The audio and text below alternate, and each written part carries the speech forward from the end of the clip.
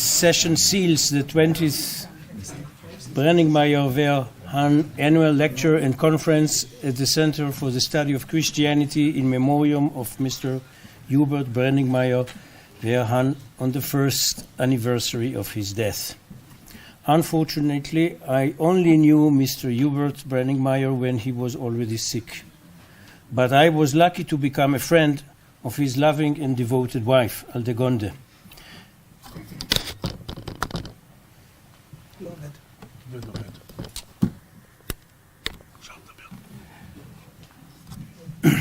Her love for her husband filled her life, and she made a great effort to offer him, shortly before his death, a collection of articles on marriage, constancy, and change in togetherness, whose subtitle is Album Amicorum. I was very honored to be considered a friend and to be invited to publish an article in this book. The Talmud says that monuments should not be erected to commemorate righteous people, because their good deeds are their memory. This is surely true of Hubert. He and his wife, Tibadel Chaim Arukim, Aldegonde, have been enthusiastic supporters of the Center for the Study of Christianity at the Hebrew University for 20 years. Their entire life has been devoted to bring Jews and Christians closer together. We are gathered here for the final session of this conference to listen to Miss Brenninkmeijer talk on the Christian perspective on marriage today. Before giving you the floor, I would like to say a few words about the topic of this session, marriage and modernity.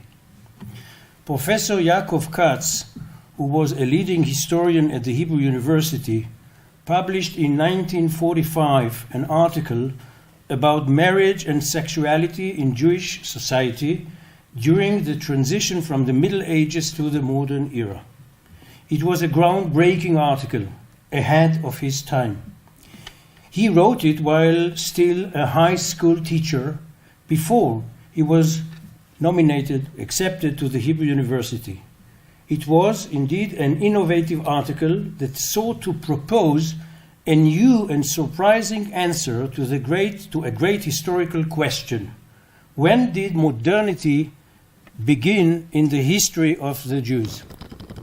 The modernity begins when the microphone doesn't stop. It doesn't work. Modernity begins when I come. And the antiquity saves the modernity. Late antiquity. You are young, my friend. So I will repeat the last sentence. Maybe you didn't hear it. It's not working.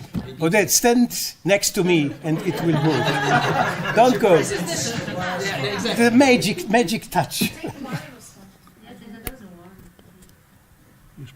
Maybe I say wrong things. Now it's working? Yes. Okay. It was an innovative article that sought to propose a new and surprising... Now we'll have to.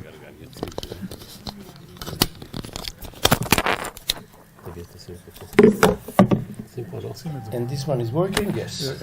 Oh.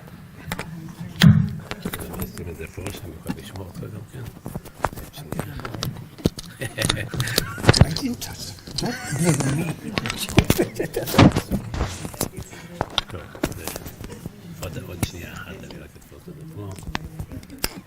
Okay. So, I go back to the punchline. It was an innovative article that sought to propose a new and surprising answer to a great historical question: when did modernity begin in the history of the Jews? His thesis was that the modern era was characterized by a change in the values of marriage. In traditional society, a couple would marry at the parents' initiative without prior acquaintance. The selection of a spouse was not a personal decision, but rather economic or social, and the expectation was that love would develop after marriage, not before. On the other hand, the modern era is characterized by the setting of love as a precondition for marriage, and as a result, the decision on marriage has passed from the parents to the spouses themselves. In selecting a spouse, the welfare of the individual was put above the social interest. As a result of this observation, Katz assumed that in traditional society or societies, divorce was less frequent than in modernity.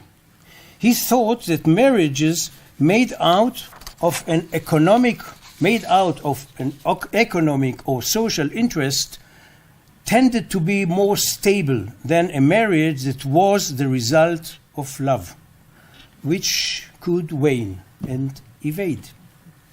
In 1983, I published an article that refuted one of Katz's assumptions. I proved that in the Jewish society in Germany in the 15th century, a society that certainly suited the characteristics of a traditional one, the divorce rate was particularly high. This article was written a few years after my own marriage, and my wife looked anxiously at my passionate preoccupation with divorce. Today, looking back after 45 years of marriage, I think she understands that her fear was unbased. Just as marital crisis can also occur in traditional society, a marriage of love can survive in modern society as well. The traditional social norms of marriage do not prevent its collapse, whereas modern romantic norms do not ultimately lead to the erosion of love and the destruction of marriage. With this optimistic conclusion, I would like to pass on the floor to Father Etienne Vetö, a Franco-American from Hungarian origin. He is a Catholic priest of the Chemin Neuf religious order. Correct? He has taught philosophy at the Centre Sèvres, the Jesuit faculty of Paris, and now teaches theology at the Pontifical Gregorian University in Rome, where he is also the director of the Cardinal Bea Center for Judaic Studies. He has written about the Trinity, theological anthropology, and Jewish-Christian relations. Etienne, the floor is yours. Actually, as you've understood, I am not Mrs. Aldegonde Brenninkmeijer. and so I'm not going to give a lecture. This will be her task for this afternoon. I'm going to do something very different. The organizers have asked me just in a few minutes, 5-10 minutes maximum, to explain what the partnership is between the Center for the Study of Christianity, I can say it, and the Cardinal Bea Center, so between the Hebrew University and the Gregorian University. So it's not exactly the same kind of theme, but it is related, first of all, because Hubert and Aldegonde Brenninkmeijer are also founding parents of the Cardinal Bea Center and of this relation. Also because these are both centers that study either Christianity or Judaism and work together, so we are in our field. And I was thinking, and speaking with someone here in the audience at one moment, maybe the marriage metaphor can have some relation with a partnership of this type. I don't know if we can stretch the metaphor until the end, but partnerships can be compared to marriage. Concretely speaking, what this means is the Center for the Study of Christianity was founded in the year 2000 here at the Hebrew University, and 1 year later, this center, Cardinal Bea Center for Judaic Studies at the Gregorian University, and immediately a twinning process prevailed with very regular institutional contacts, which means very concretely that there's this Brenninkmeijer lecture in Jerusalem every year, and you have the list of the Brenninkmeijer-Werhahn lectures here every year, and every year there's also a lecture in Rome. So generally speaking, you would have a Christian lecture coming to Jerusalem and a Jewish scholar coming to Rome. There are fellowships, which means that students from the Hebrew University receive scholarships to go to Rome and study for 6 months or sometimes more, and that there are students from the Gregorian University who come to study here at the Hebrew University. I see former fellows who were in Rome. I see a present fellow from Rome here, so it means they actually do come and attend the lectures.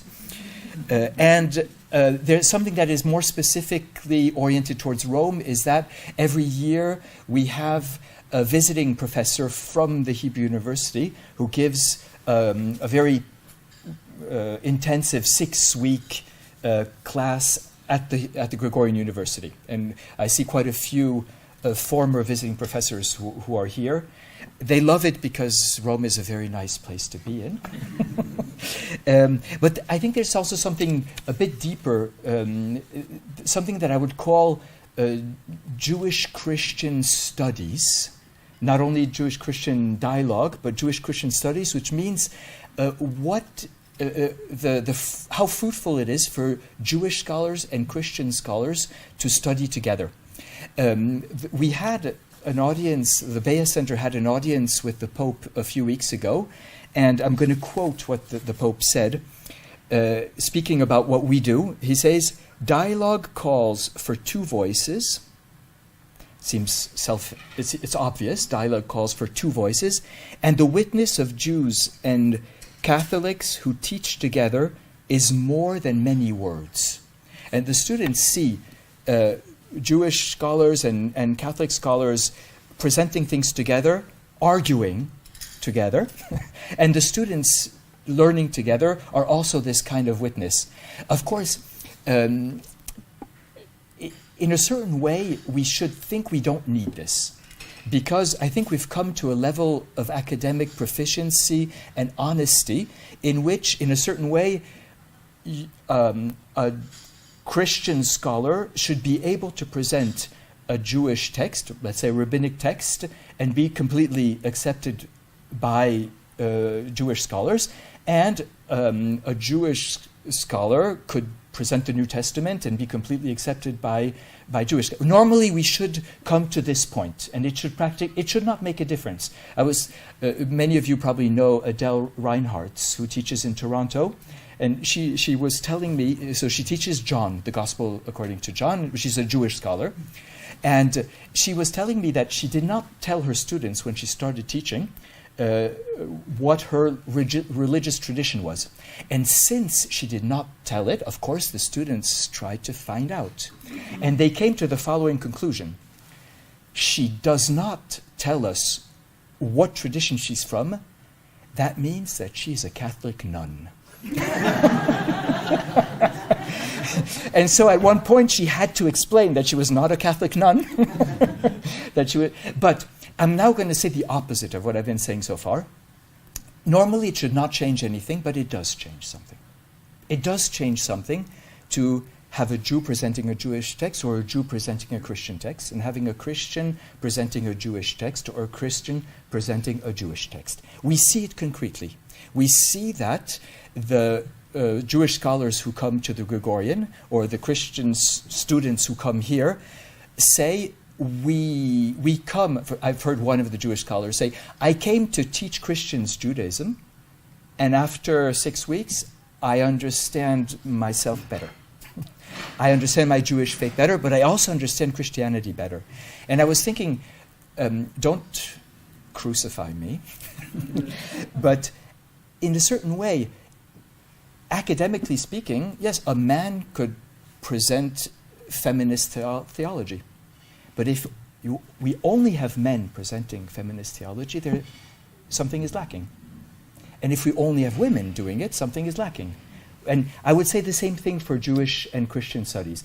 Concretely speaking, we see that there is a difference when we work together. Maybe because these texts also are part of a living tradition. And that's why, in the end, the marriage metaphor does work, because it's not only betrothal. We really need to be together. We need to go up to the marriage part to make it work. Just one last thing, because I know this is central. This creates networks of scholars and networks of students, and we are really sure. I don't want to proceed on the marriage metaphor, because that's the offspring part, but I'm really sure that this prepares the future generations and really gets us to work together and to bear fruit together.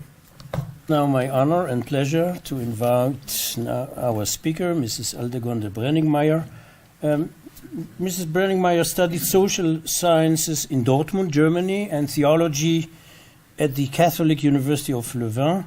She was the founder and director of the International Academy for Marital Spirituality, which I think we will hear about that. She is a board member of the Center for the Study of Christianity at the Hebrew University, as we all know, as well as a board member of the Cardinal Bea Center for Judaic Studies at the Gregorian University in Rome. She edited 2 volumes related to her talk today. The one is called Christian Marriage Today, published 1997, and Close to Our Hearts, Personal Reflections on Marriage, 2013. And now we are eager to hear you talking to us. Dear Chancellor, who I've seen is somewhere, is over there. The Dean, Michael Siegel, is, I think, not here, but I do see her. Dear current and former directors of both centers, Rome and here in Jerusalem, Your Excellence, I see you just now. Welcome and thank you that you are coming. Here is the Apostolic Nuncius, Leopold Griellich. And dear family and friends, ladies and gentlemen. Yeah, I am honored to close this session, and I have to say what I learned here in this country was a little bit bargaining, and well, my bargain this time was with Odette to achieve, instead of 10 minutes speech, to 20 or perhaps a little longer. So thank you, dear Odette, to give me this time. Of course, it is not a lecture that I'm used to speak about marriage in today's time on the different topics. But I'm very honored to have the chance to say my great thanks to this very special colloquium. And I'm really honored, Odette, that you have organized this colloquium in honor of my dear husband.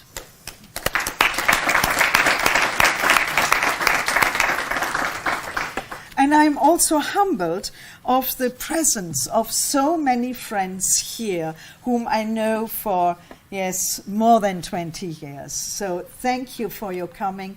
And I'm also very honored that so many students whom I know for so long that you are present here too. And grateful I am to each and every one of you that you have spent this 1.5 days with excellent papers. But I'm moved, of course, by the fact that you have chosen, Odette, and I think also with our dear Paula Fredriksson, exactly, this theme which is so dear to our heart since 1989. So many, many thanks. Now, I have my closing session divided it in 3 very little themes, and the meaning of remembering someone who has passed away.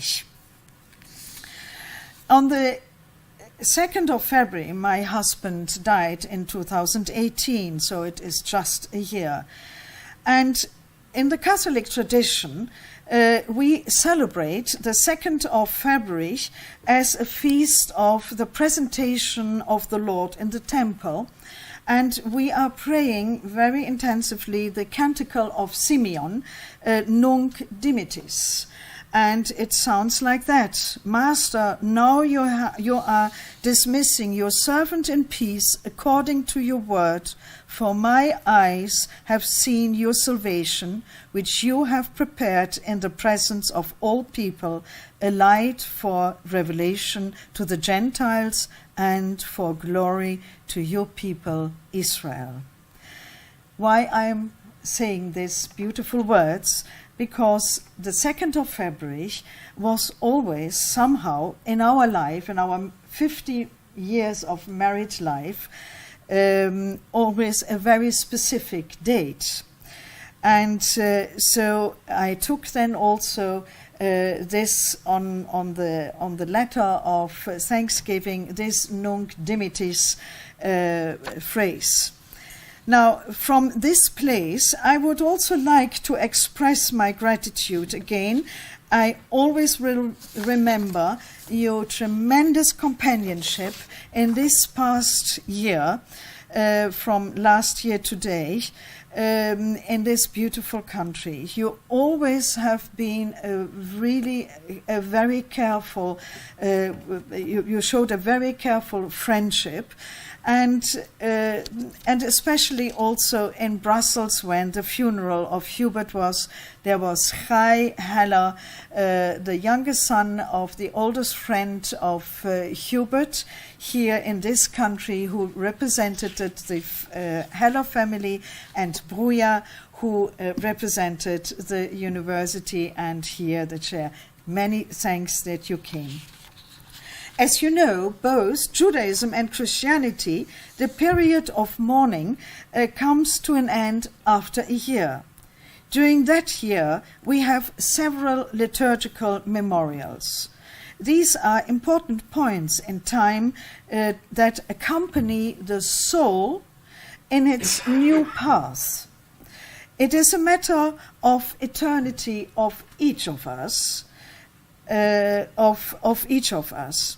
However, what the tradition teaches us is that as a full year has passed, it is time to take up life anew, although alone.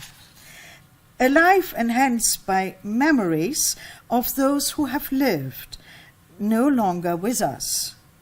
So let me tell you a short story about our gravestone.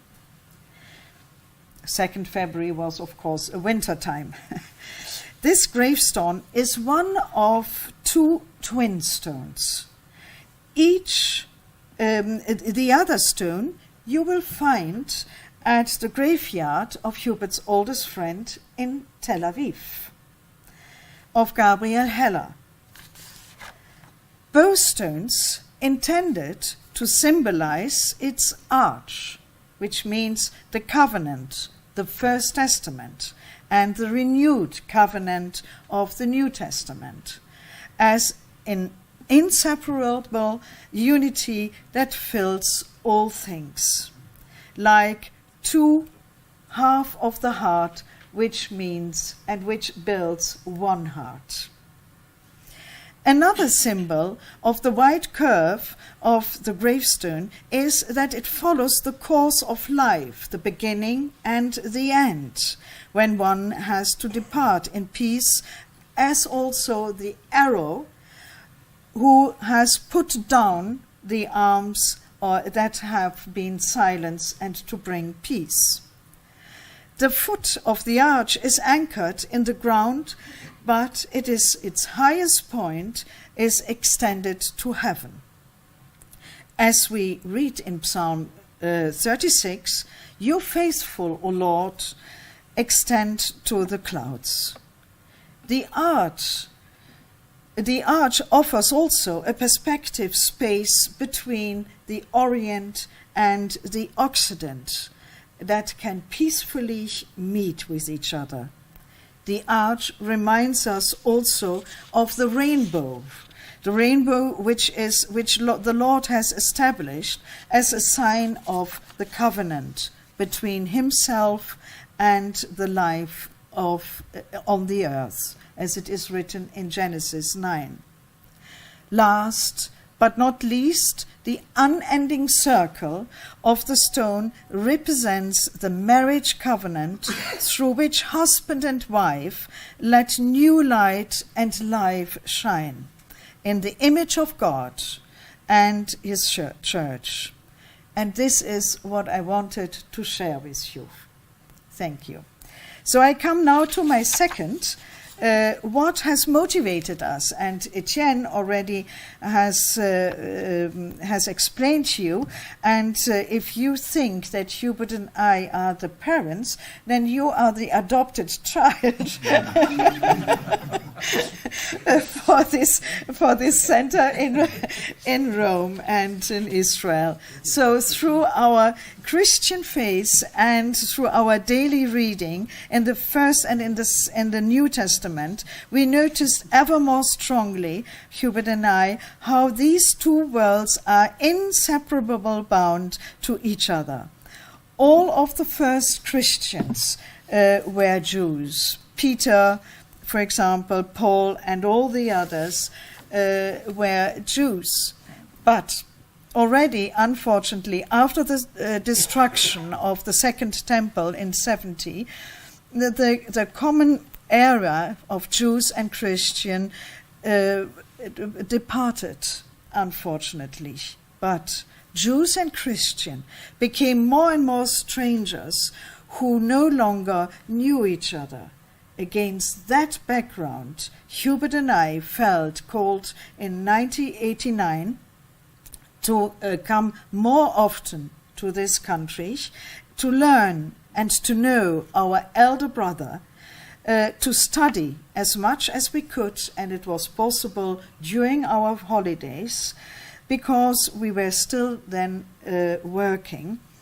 But during each of our visit in the Holy Land, we continued to discover and to deepen and to mature our profound appreciation in order to start a dialogue between brother Jew and sister Christian as children of the one God.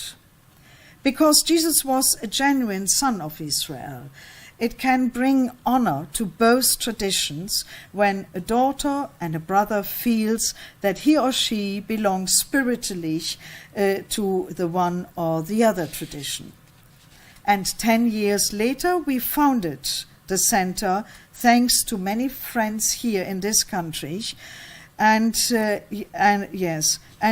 permit me once again to mention Menachem Ben-Sasson, who was a great supporter that we could set this step of asking, what the university will think about, as also Guy Stromsa at that time.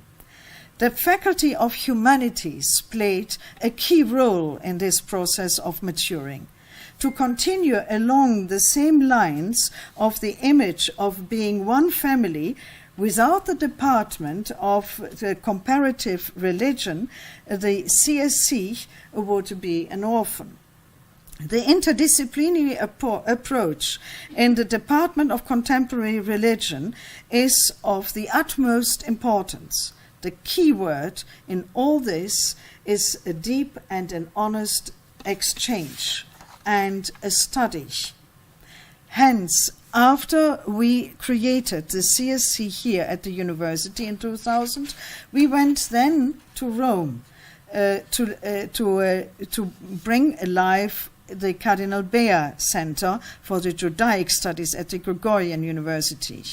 What a wonderful way for us to start and to understand each other much better in our belief. From the beginning on, Hubert and I, we stressed that this center should be to get to know each other so much better that you can make out of me a better Christian if we can make out of you a better Jew.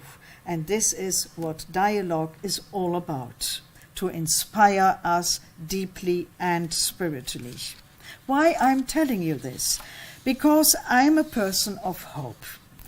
Hope of turning the CSC in the bosom of this university for an excellency in Christian studies, and in the same way in Rome, the Bea Center to be an excellent place for studying Judaic studies.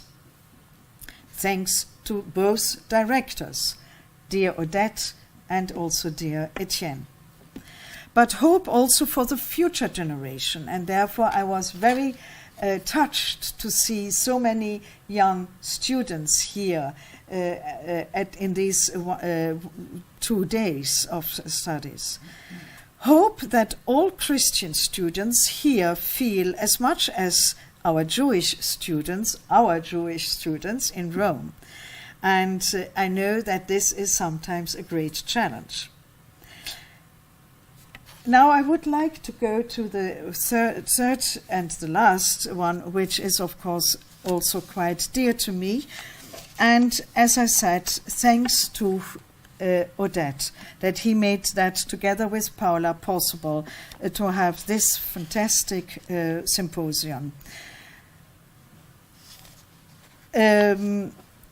For more than 30 years, I have worked in this field together with a large group of theologians, of philosophers, of anthropologists, of psychologists, sociologists, and historian, of course, in an international and interdisciplinary context. I have brought you some books, and also the brochure where you can see in our excellent website, if I may say, all the activities we are doing and what we are studying.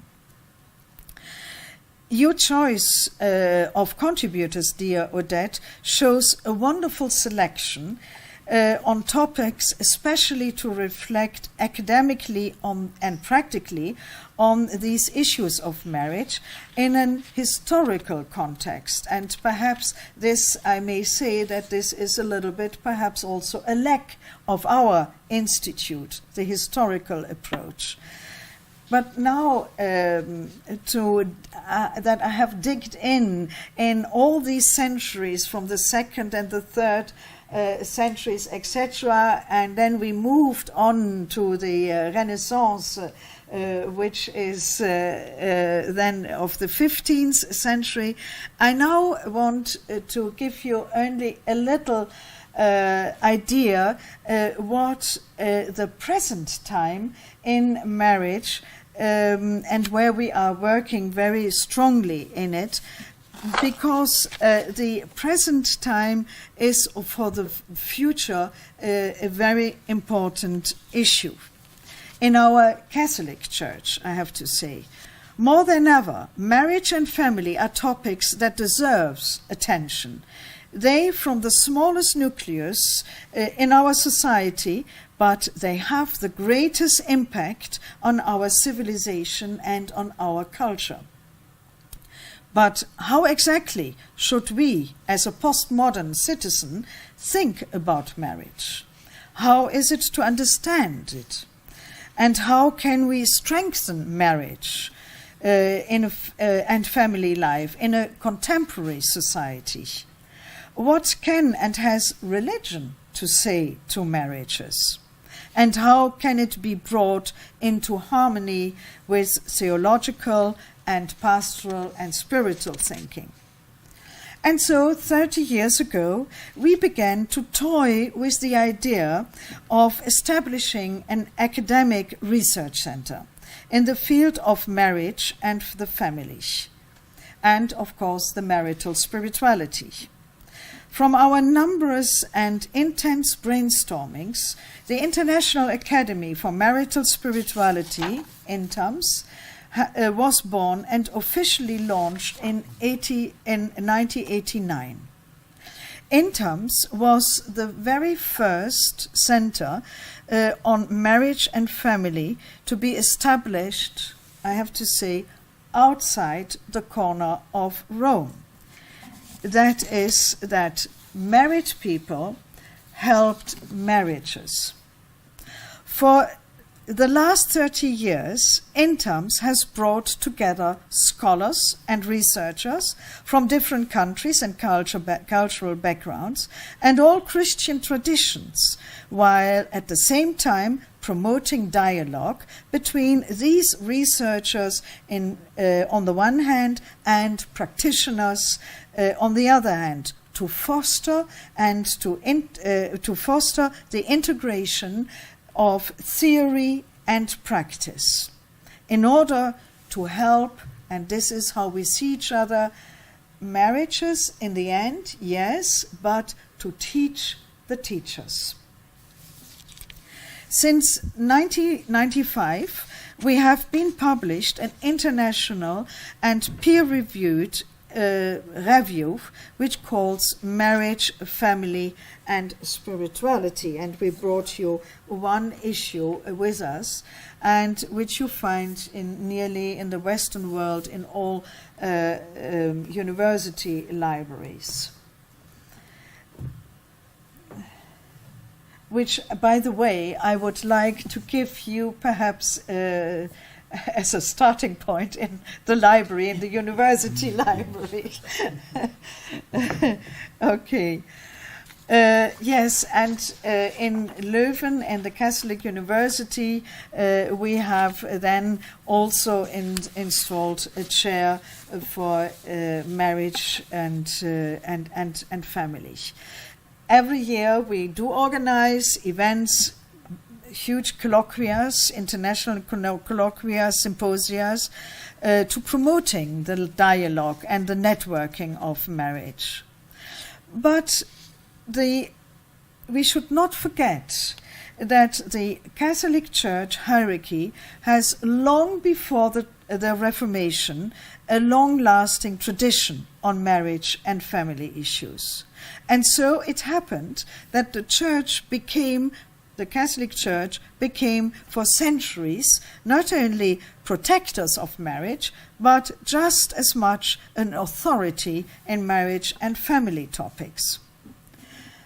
But then as time has developed, when we started in 1989, I have to say a little earthquake in the church hierarchy went when I started INTAMS. It was the first time that an international institute was created by married people and then by a woman.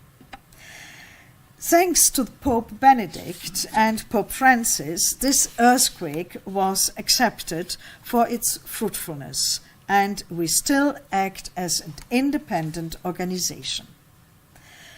I may humbly say that many scholars, researchers, but also bishops from nearly every different Christian denomination by now take very seriously our competence and know-how which we have, and our know-how, which we have built up since the last 30 years.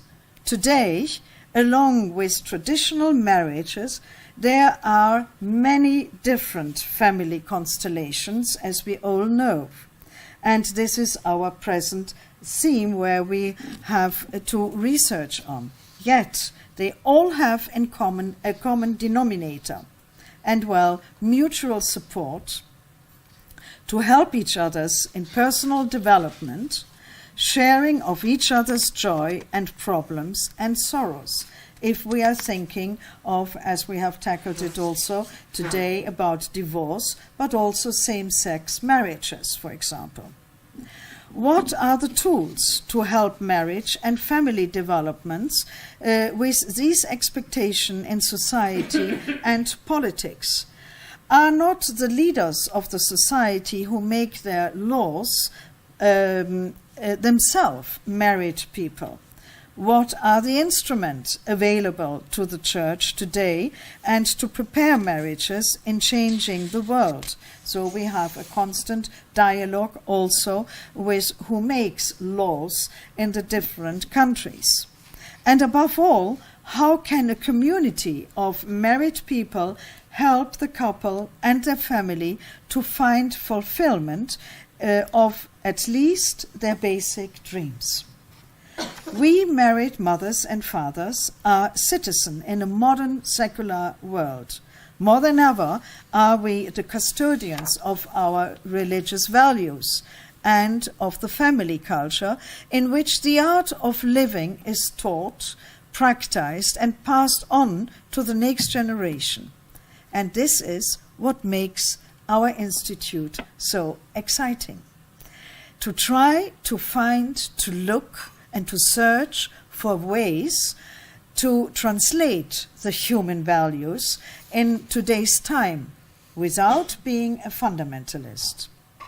But INTERMS is not only an organization for troubled marriages. Our primary aim is to promote theology and spirituality for all marriages. Indeed, funnily enough, my business touches nearly everyone in the world, and although it deals with very delicate matters, it attracts people who are asking for more depth and search for more union with the meaning of life in their private and in their family life, so that they can become the custodians of the values in society. How shall one live today in confidence through one's faith in a world saturated with superfluity, in a more and more hectic economy, also in an atmosphere of slightly pessimism, especially in our Western world? All this influence family life too. For me, matrimony means a journey. Not only a journey between Hillel and Shammai, but further, where we move steadily, step by step, in graduality, because the mystery of marriage is never finished once and for all. In the nuptial blessing, what we heard from you, when husband and wife receive as spouses their matrimonial sacrament, we pray that this Spirit of God may come over us in good time and in bad time of the marital life. Often, young people asking me, where do I find and where can I expect to find the right partner for me in a lifelong togetherness? Funnily enough, although the divorce rate is so high, in our European research, marriage still, and for lifelong marriage, still scores for 96%. So how does this match these two? So then I'm saying, as an experienced married woman for 50 years, I have to answer them very honestly that, in fact, the right partner does not exist. But one can become the right partner in approximately in a chaos. We could conclude from this that your partner can usually be found close to his or her chaos. The point of this meaningful chaos is that we have the chance to grow and to mature gradually and faithfully together over the years for our marriage life, so that one can become a marital personality in the potential togetherness. We are now at the end of this wonderful conference through the kindness of Odette. I was permitted to speak the final words, and here I would like to thank you again, dear Odette, for have chosen these wonderful contributors. And I do hope that we may publish in our interims review some of these wonderful papers. And that means that the dialogue and the study of Judaism and Christianity is not does not stop here, but it is, if we can publish this in our review, that even in marriage we have then this dialogue, how Judaism understands marriage and how we Christian understand marriage, and how do we approach the same thing to achieve the best out of this marriage. So, dear Odette, many, many thanks for this wonderful event. Now, as I have bargained with Odette, I don't know if my bargaining is answering what you are thinking for 20 minutes, though therefore I have to skip to get in to each of you who have spoken here, which I have learned a lot about it, and it gave me a great insight of these early centuries. I only would like to thank you, Jennifer, for the Brenninkmeijer-Werhahn lecture, and what you said about the fathers given a lot, it really gives me a lot of food for thought, and we are very, very thankful for this. Now, and so I can go on, of course, with Serge Ruser. He is there, yes, and Jonathan. Very interesting, Yakir and Yair Fürstenberg. Many thanks for that, what you all have said. And of course also Yuval Monnikendam. Yes, you tackled a very delicate theme, which is of course a very important theme to think it over and to bring it also into words as you have done it. And then Gabriel Radl, of course, and Irino Panouf. Yes, where shall I? And then the last one, Judith Weiss. Many thanks for introducing us this fascinating Guillaume Postel, very well known, of course. And thank you for this. So I have to leave it. Paula, once again, thank you very much for that, what you have really done together with Odette.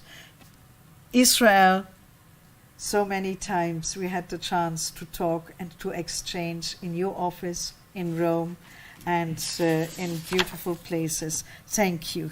Thank you for Joseph. Thank you also to Odette. And I'm deeply indebted to all of you for the time and the effort and the dedication you have given. Each of you holds a really special place in my heart, and I will never forget the countless and intensive instructive encounters with many of yours in the past 30 years, either here in Jerusalem or in Rome, and even at our home in Brussels. So many thanks, and I'm sure Hubert, my dear husband as well, from heaven, must watching us. Thank you.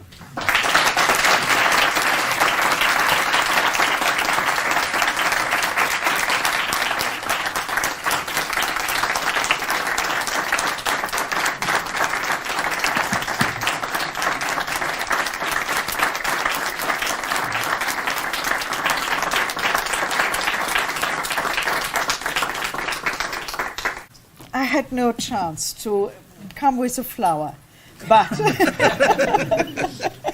this was exquisite. I brought you a little token from Rome, as you are coming so often, and Jerusalem and Rome are very dear. Much connected. Much connected. Yeah. So many thanks. Thank you very I leave much. you also for the library these books. And this one, which I have published together with quite a famous moral theologian, Klaus Demmer, and this is my last book in honor to my husband and at our golden wedding. And this is the journal. So please feel free. Perhaps you're taking this in the library. Thank you so much. Thank you very much. Oh, folks, this was a big ride.